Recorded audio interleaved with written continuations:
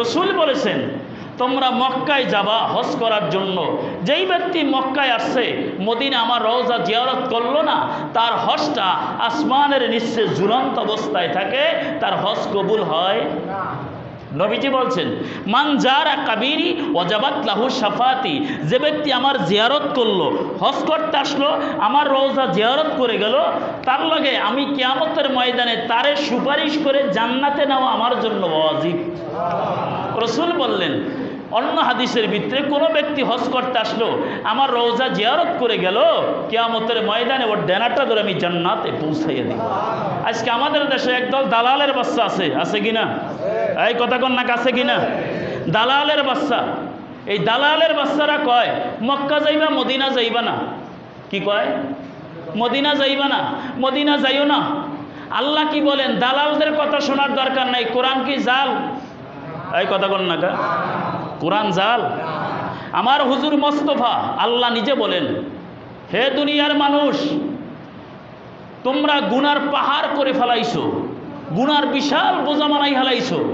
আল্লাহ পাক বলেন ওয়ালাউ আন্নাহুম ইযযালামু আনফুসাহুম জাউকা, তোমরা যদি গুনার বোঝা নিয়ে আমার বন্ধুর রওজার সামনে দাঁড়াইয়া বন্ধুরে উসিলা করে যদি মাফ চাও, আমি গুনাহগুলো মাফ করে দিব। আল্লাহ বলছে বন্ধুরে উসিলা করো। আমার দেশের দালালের বাচ্চারা কয় মুহাম্মদকে উসিলা করা যাইবে না। আছে কি না? উসিলা মানে না এই পদের লোক আছে না?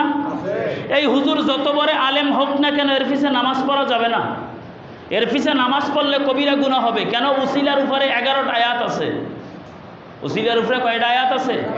ওয়াফতাগু ইলাইহি ওয়াসিলা। আচ্ছা, এটার কি রুহু আছে? কথা কোন না কা?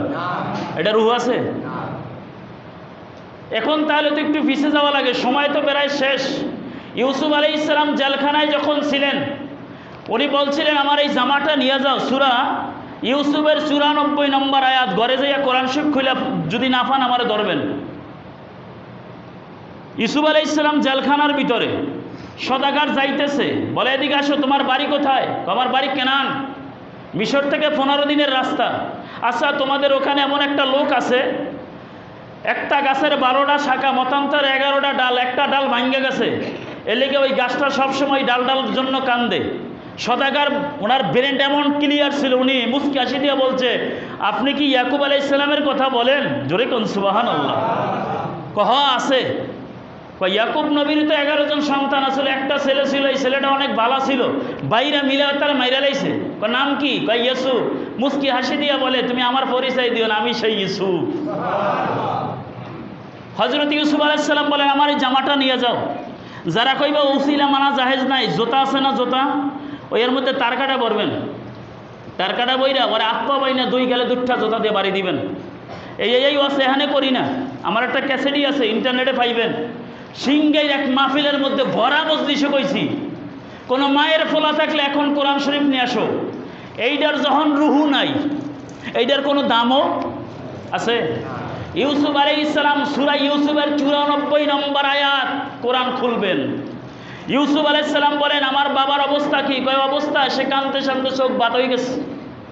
আমার এই জুব্বাটা দিয়া দিলাম, আমার বাবার সামনে, চোখের সামনে জুব্বাটা এরকম ধরবে, ধরলে আমার বাবা 25 বছরের যুবক হইয়া যাইব। আরো জোরে।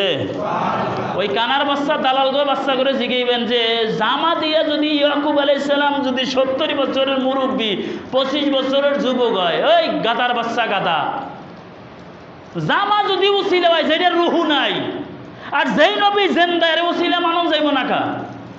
আচ্ছা, আমার ঘরে বাপ মা ছাড়া কি আল্লাহ পাঠাইতে পারতো না? কথা কোন না কা?